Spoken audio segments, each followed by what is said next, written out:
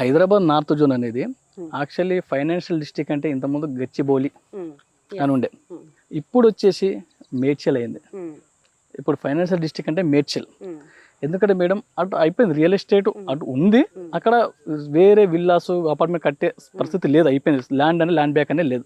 ఇక్కడ నార్త్ జోన్లో వచ్చేసి హైదరాబాద్ మనకు బోయిన్పల్లి మన జేబీఎస్ నుంచి స్టార్ట్ చేస్తే కామారెడ్డి వరకు దాదాపు రానున్న అతి కొద్ది కాలంలోనే 7 lakhs ఎంప్లాయ్మెంట్ జోన్ రాబోతుంది. 7 lakhs ఎంప్లాయ్మెంట్ జోన్. ఇక్కడి నుంచి మన వెంచర్ నుంచి ఎగ్జాక్ట్లీ 2.5 kilometers వచ్చేసి Medchal NH44 national highway Medchal bus stop. ఇక్కడ మెట్రో రైలు అక్కడ వస్తుంది. చాలా దగ్గరగా ఉంది. ఇక్కడ మన ఓవరాల్ చూడండి మేడం 1 kilometer ఇక్కడ నుంచి overall 1 kilometer surrounding total villas. ఇంకోటి హైలైట్ విషయం ఏంటంటే మేడం ఇక్కడ యాక్చువల్ చాలా మందికి తెలియదు, ఎగ్జాక్ట్లీ మన వెంచర్కి ఆపోజిట్ లో 400 acres ఐటీ కారిడార్. ఎవరికి తెలియదు ఈ విషయం. 400 acres ఐటీ కారిడార్. దాంట్లో మన మొన్నటి వరకు గత ప్రభుత్వం బీఆర్ఎస్ గవర్నమెంట్ ఉన్నప్పుడు జెన్పాక్ కంపెనీ జర్మనీ వాళ్ళ అని చెప్పి వచ్చేసి వాళ్ళు బీఆర్ఎస్ గవర్నమెంట్ ఉన్నప్పుడు ఎంఓయూ మన స్టేట్ గవర్నమెంట్ ఎంఓయూ చేసుకున్నారు. 24,000 కోట్లతోటి ఫ్యాబ్ సిటీ యూనిట్ అని చెప్పి ఇక్కడ ఎగ్జాక్ట్లీ 1 kilometer మన వెంచర్కి ఆపోజిట్ లో. అంటే 24,000 కోట్లతో అంటే దాదాపు 30,000 software jobs, IT employees, 30,000 IT employees job వస్తుంది. విల్లాస్ ఇదంతా సరౌండింగ్ మొత్తం ఒక హైటెక్ సిటీని తలదన్నే రీతిలో డెవలప్ కాబోతున్నది. యాక్చువల్లీ ఇక్కడ ఉన్న వాళ్ళకి పబ్లిక్ తెలియదు. మనం ఎందుకంటే మనం ప్రతి ఒక్కరు చెప్తున్నాం. ఈ సరౌండింగ్ వచ్చేసి ఒకప్పుడు మేము చూసినప్పుడు మేడం, నేను ఈ సరౌండింగ్లో చూస్తున్నా కదా, నేను 30 లక్షలు 40 లక్షలు 50 లక్షల ఎకరం చూసిన. ఒకప్పుడు అడవిలాగా ఉండేది, అసలు ఏ ప్రదేశం చూసినా. ఒకప్పుడు ఇప్పుడు గచ్చిబౌలి ఆ ఏరియాలో కొన్న వాళ్ళు ఇప్పుడు కోటీశ్వర్లు లేరు. ఈ రోజు మేడం ఫ్యూచర్ అంటే ఇన్వెస్ట్మెంట్ అనుకోవాలి, కేవలం సొంత ఇల్లే అని కాకుండా ఫ్యూచర్ తరాలకి ఇక్కడ కొన్ని పెట్టుకుంటే ఒక ఇన్వెస్ట్మెంట్ డెఫినెట్ గా మీరు అన్నట్టుగా పర్ఫెక్ట్ గా ఇప్పుడు కనుక ఐటీ కారిడార్ వీటన్నిటితో 100% సక్సెస్ అంటే డెవలప్ అవుతుంది, పర్ఫెక్ట్ గా డెవలప్ అవుతుంది ఒక రకంగా చెప్పాలి మేడం. ఈ ప్రాంతంలో ఈ సరౌండింగ్ లో ఒక్క ఓపెన్ ప్లాట్ కొని పెట్టుకున్నామంటే ఇంట్లో ఒక కొడుకుని పెంచుకున్నట్టే. ఒక కొడుకు మనకు ఏ విధంగా ఫ్యూచర్ గా భావిస్తామో ఒక ప్లాట్ అంతకు మించి భావిస్తాం. ఎందుకంటే మేడం ఇప్పుడు గత 5 ఏళ్ల బ్యాక్ వచ్చేసి ఈ సరౌండింగ్ లో 20 లక్షలు పెడితే ప్లాట్ వచ్చింది, 15 లక్షలు పెడితే ప్లాట్ వచ్చింది. ఇప్పుడు 50 లక్షలు 60 లక్షలకు వెళ్ళిపోయింది ఆల్రెడీ ఒక ప్లాట్ కావాలంటే. ఇదే ప్లాటు రానున్న 2028 ₹1,00,000 గజం అవుతుంది, ₹1,00,000 గజం అవుతుంది. వీళ్ళ పిల్లల భవిష్యత్తుకు బంగారు బాటలు వేసి ఇక్కడ ఒక ప్లాట్ కొనుక్కుంటే ప్రతి ఒక్కరికి ఇది ఫ్యూచర్ సిటీ అంటారు చూడు, ఆ ఫ్యూచర్ సిటీ ఇదే. సో భాస్కర్ రెడ్డి గారు చెప్తున్నట్టుగా ఇది ఫ్యూచర్ ఇన్వెస్ట్మెంట్ కి చాలా మంచి అవకాశం అంటున్నారు. అండ్ మీరు ఒక బంగారు బాతు లాంటిది అంటే మీ ఇంట్లో మీ వారసులకి ఒక మంచి ఆస్తి అని చెప్తున్నారు.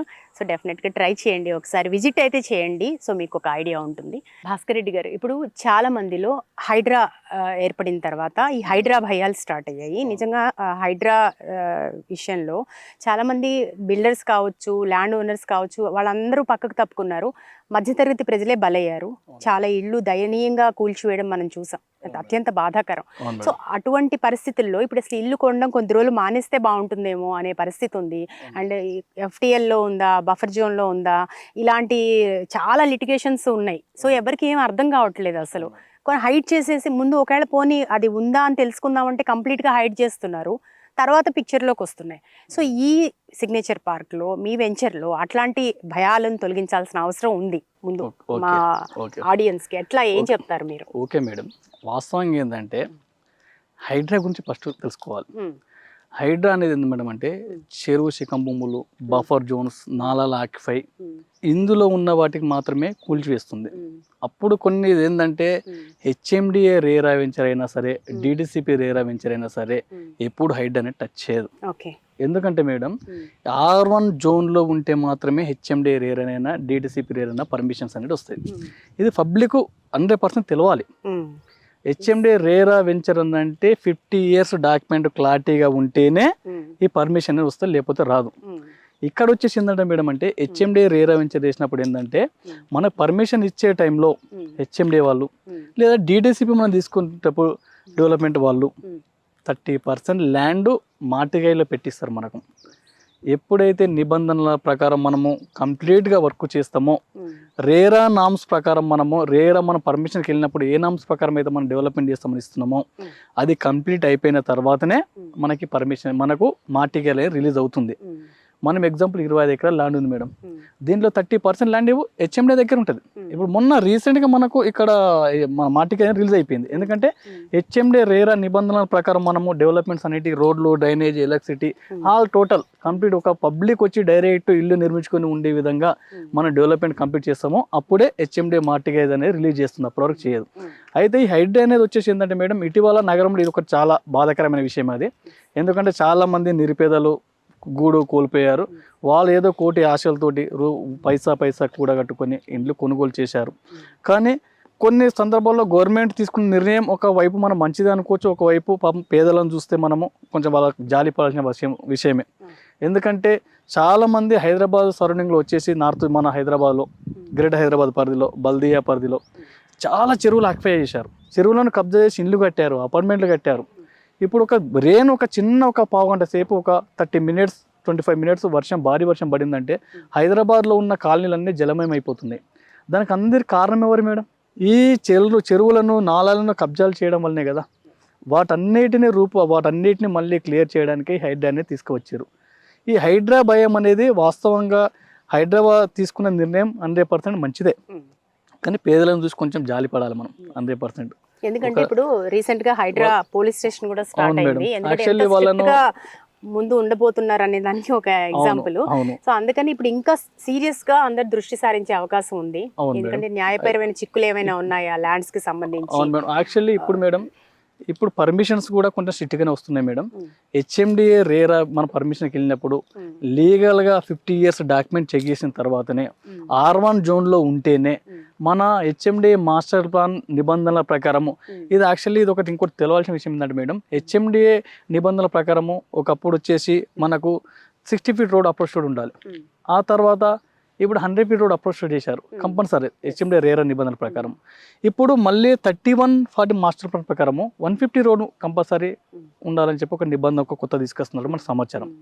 అంటే రోజుకు జనసాంద్రత పెరుగుతున్నది, ట్రాఫిక్ను తగ్గించాలి, పబ్లిక్ మనకు రవాణా సౌకర్యము సువిశాలంగా ఉండాలి అనే ఒక ఉద్దేశంతో మనకు హెచ్ఎండిఏ మాస్టర్ ప్లాన్ మారిన కొద్దీ రోడ్లు కూడా విస్తరణ అనేది పెరుగుతున్నది.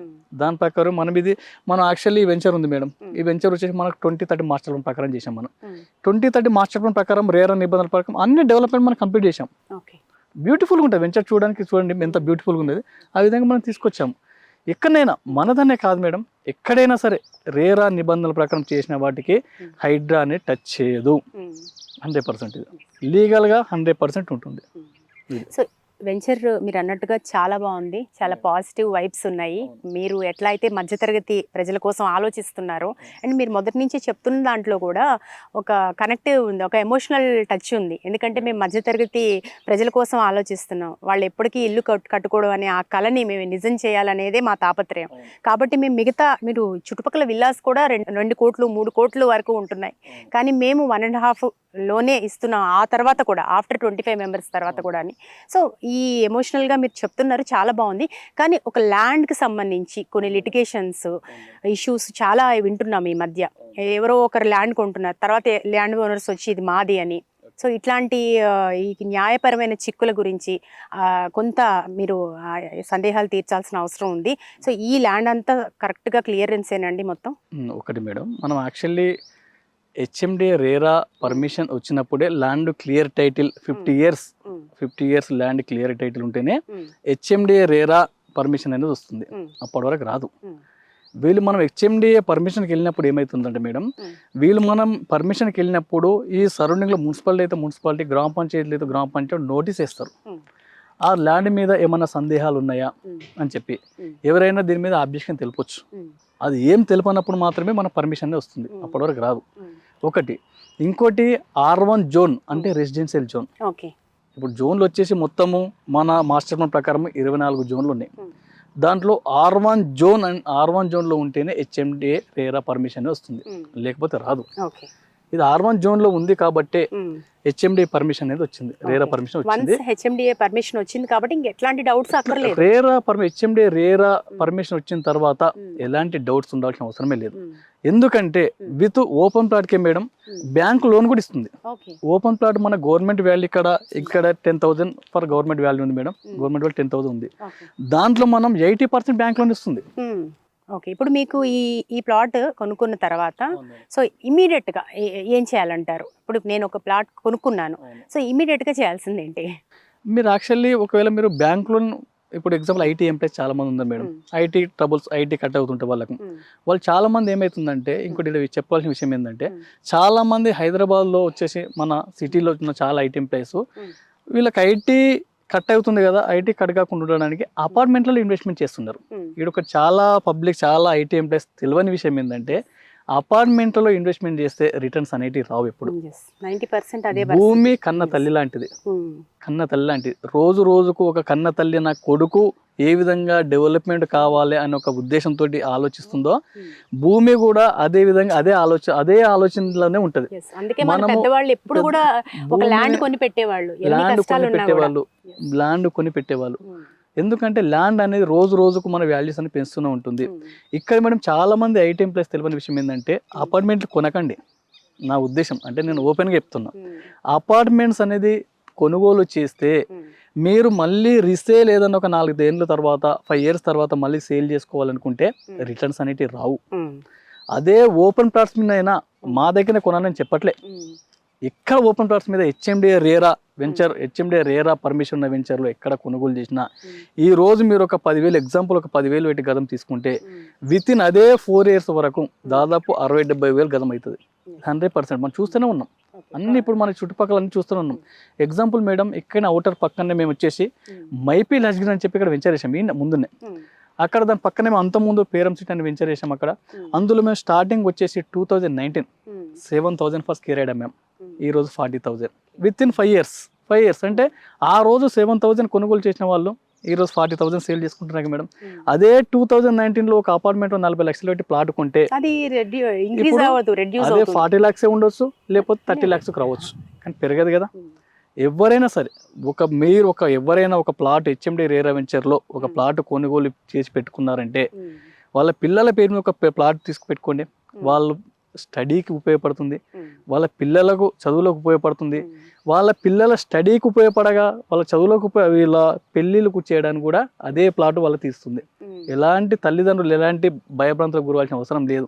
నాకు ఈ ప్లాట్ ఉంది, ఈ ప్లాట్ తోటి నా పిల్లల స్టడీ అయిపోతుంది, పెళ్ళి అయిపోతుంది, హ్యాపీగా మా అబ్బాయికి పెళ్లి చేస్తే ఈ ప్లాట్ను చూసి మంచి పిల్లల్ని కూడా చేసుకోవచ్చు అనే ఒక విధానం వచ్చింది ఇప్పుడు పబ్లిక్లో.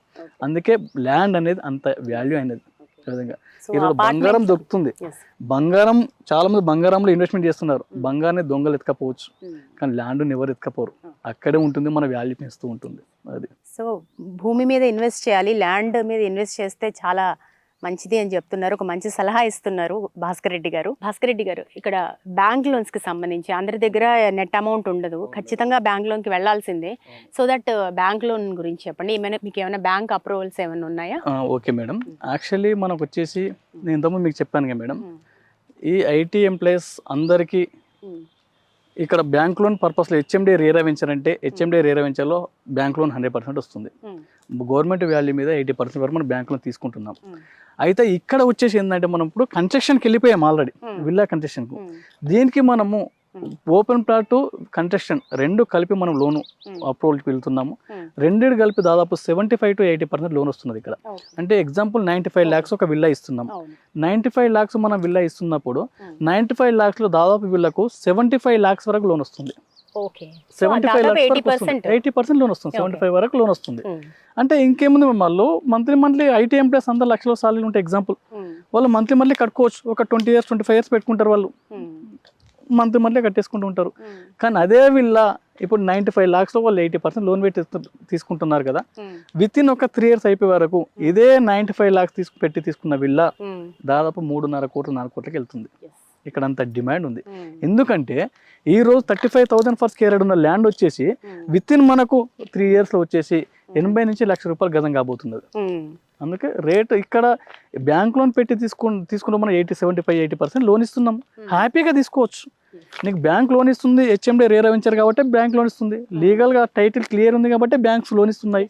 నీ కన్స్ట్రక్షన్ కూడా మనము ఇక్కడ ఇంకోటి చెప్పదగింది ఏంటంటే మేడం, మనం కన్స్ట్రక్షన్కి వెళ్తున్నాం కదా, ఇక్కడ బ్యాంకు కూడా మనము కన్స్ట్రక్షన్ ఏ విధంగా చేస్తున్నామో ఆ విధంగానే విడతల వారీగా లోన్స్ మనకు రిలీజ్ చేసుకుంటూ వెళ్తుంది. ఇక్కడ బ్యాంక్ లోన్ అంటే ఇంకో విషయం గుర్తొస్తుంది. మొన్న ఈ మధ్య హైడ్రాకి సంబంధించి బాధితుల్లో బ్యాంక్ లోన్ కూడా వచ్చింది, మాకు రిజిస్ట్రేషన్స్ అయిపోయాయి, ఈ బ్యాంక్ లోన్ కూడా వచ్చిన తర్వాత కూడా మళ్ళీ మాకు ఈ కూల్చివేతలు ఏంటి అని వాళ్ళు పాపం చాలా బాధపడిన విషయం మనం చూసాము.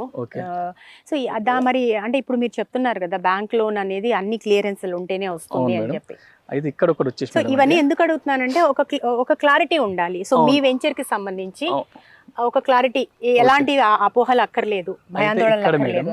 యాక్చువల్లీ దానికి దీనికి చాలా వేరియేషన్. ఎందుకంటే నేను ఇంతకుముందు చెప్పాను, అక్కడ లోకల్ మున్సిపాలిటీలో ఏదో సంథింగ్ పర్మిషన్స్ ఇచ్చారు, ఏదో డ్రాఫ్ట్స్ ఇచ్చారు, లోన్స్ అనేది తీసుకున్నారు. ఇక్కడ వచ్చేసి ఏంటంటే మేడం, మన హెచ్ఎండిఏ రేరా పర్మిషన్ తీసుకున్నాం ఫస్ట్. నీకు బ్యాంక్ లోన్ ఎందుకు ఇస్తుందంటే హెచ్ఎండిఏ రేరా పర్మిషన్ ఉంది కాబట్టి ఇస్తుంది. హెచ్ఎండిఏ రేరా పర్మిషన్ అంటే ఏంటంటే హెచ్ఎండిఏ రేరా 50 years లీగల్గా డాక్యుమెంట్స్ క్లారిటీ ఉంటేనే నీకు పర్మిషన్ అనేది ఇస్తుంది. ఇక్కడ నీకు గవర్నమెంట్ తోటి సర్వే, ల్యాండ్ సర్వే అయిపోయిన తర్వాత ఎలాంటి ల్యాండ్ డిస్ట్రిబ్యూషన్ లేకుంటే మాత్రమే నీకు లోన్ అనేది ఇస్తుంది, నీకు హెచ్ఎండిఏ రేరా పర్మిషన్ వస్తుంది, లేకపోతే రాదు. నీకు హెచ్ఎండిఏ రేరా పర్మిషన్ ఉంది కాబట్టి, హెచ్ఎండిఏ ఫైనల్ ఎల్పి కూడా వచ్చింది కాబట్టి, ఫైనల్ ఎల్పి వచ్చిన తర్వాతే మనం కన్స్ట్రక్షన్స్కి పర్మిషన్కి వెళ్తున్నాం. ఇక్కడ ఎలాంటి భయాందోళన చెందాల్సిన అవసరం లేదు. మెయిన్ ఒకటి మేడం క్లియర్గా చెప్పాలంటే, హెచ్ఎండిఏ రేరా వెంచాలను, డిటిసిపి రేరా వెంచాలను హైడ్రా అనేది టచ్ చేయదు ఎప్పుడు.